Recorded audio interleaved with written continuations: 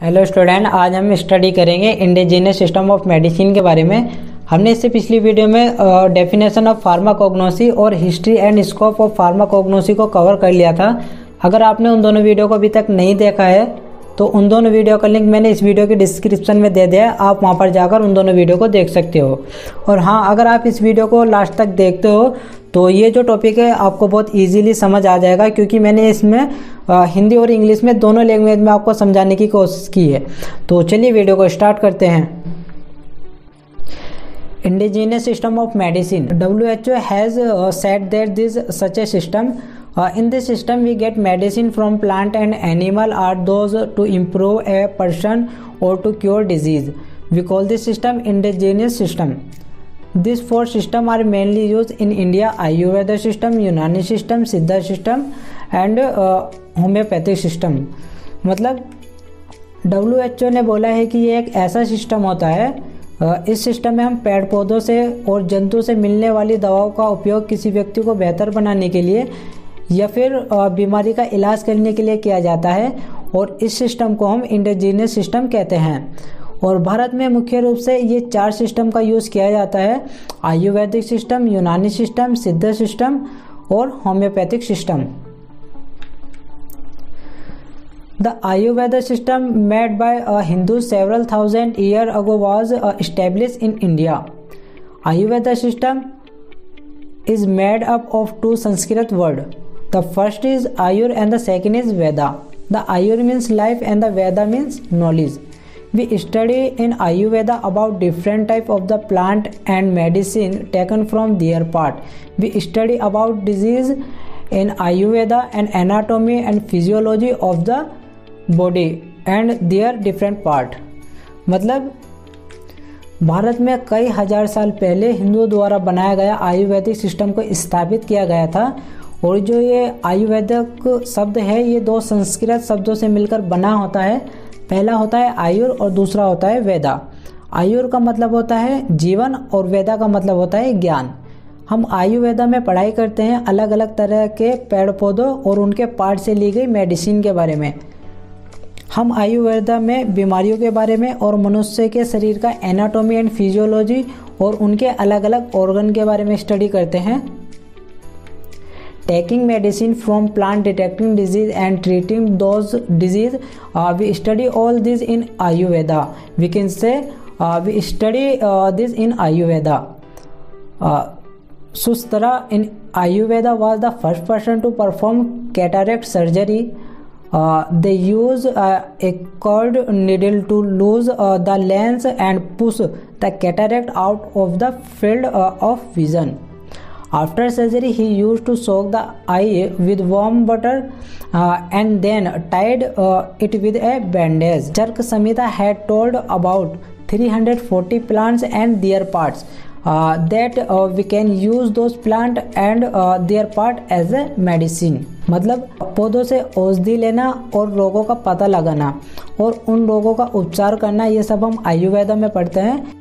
आयुर्वेदा में सुश्रुता मोतियाबिंद की सर्जरी करने वाले पहले व्यक्ति थे। और इन्होंने क्या किया, इन्होंने जापमुखी सलाखा लेंस को ढीला करने के लिए और मोतियाबिंद को दृष्टि क्षेत्र से बाहर ढकेलने के लिए एक घुमावदार सुई का उपयोग किया था। और वे सर्जरी करने के बाद क्या करते थे, वे सर्जरी करने के बाद आँख को गर्म मक्खन से भिगोते थे और फिर उस पर एक बैंडेज बांध देते थे। फिर इसमें थे एक चर्क संहिता।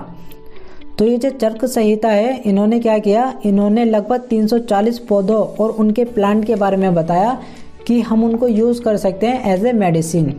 नेक्स्ट हेडिंग है आयुर्वेदिक के सिद्धांत। Ayurveda is based on the 3 fundamental principle. First Panchamahabhuta, second Tridosha, third Panchsheel.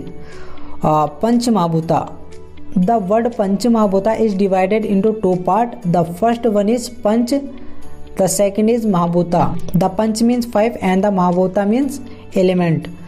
Punch mahabhuta is made up of 5 elements: sky, air, fire, earth, water. मतलब आयुर्वेदिक में 3 मूलभूत सिद्धांतों पर आधारित है। पहला होता है पंच महाभूता, दूसरा होता है त्रिदोष और तीसरा होता है पंचशील। तो इसमें हम पंच महाभूता को देख लेते हैं। पंच महाभूता दो शब्द से मिलकर बना होता है। पहला होता है पंच और दूसरा होता है महाभूता। पंच का मतलब होता है 5 और महाभूता का मतलब होता है एलिमेंट। मतलब पंच महाभूता 5 एलिमेंट से मिलकर बना होता है। तो इसके जो ये 5 एलिमेंट होते हैं, पहला होता है आकाश, दूसरा होता है वायु, तीसरा होता है अग्नि, चौथा होता है पृथ्वी और पांचवा होता है जल।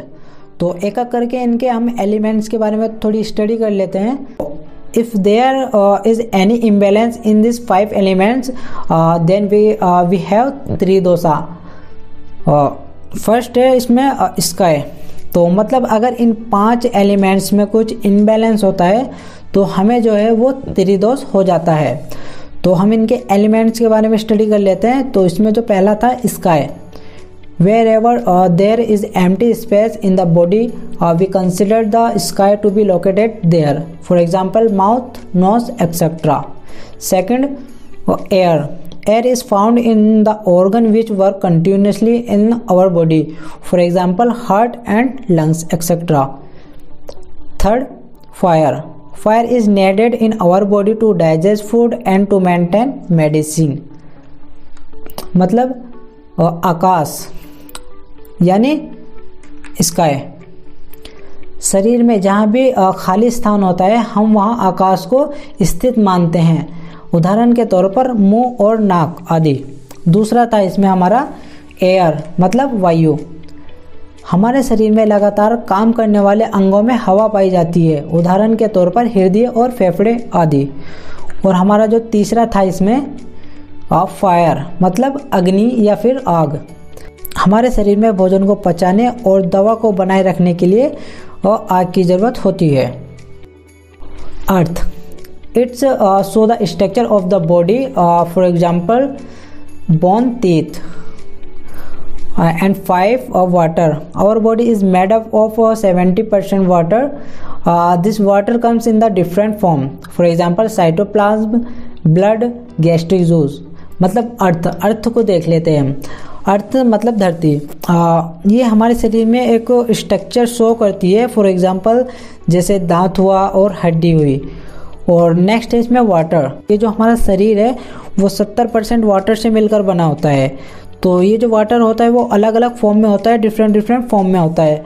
फॉर एग्जांपल के तौर पर साइटोप्लाज्म, ब्लड, गैस्ट्रिक जूस। तो स्टूडेंट नेक्स्ट वीडियो में हम डिस्कस करेंगे दोसा के बारे में। क्योंकि ये वीडियो काफ़ी लंबी हो गई थी इसलिए मैंने आयुर्वेदिक सिस्टम को 2 वीडियो में डिवाइड किया है। और हम नेक्स्ट वीडियो में आयुर्वेदिक सिस्टम को कंप्लीट कर लेंगे। तो फ्रेंड्स अगर आपको ये वीडियो अच्छी लगी तो वीडियो को लाइक करें, चैनल को सब्सक्राइब करें और नोटिफिकेशन बेल आइकन को दबाना ना भूलें। Thank you.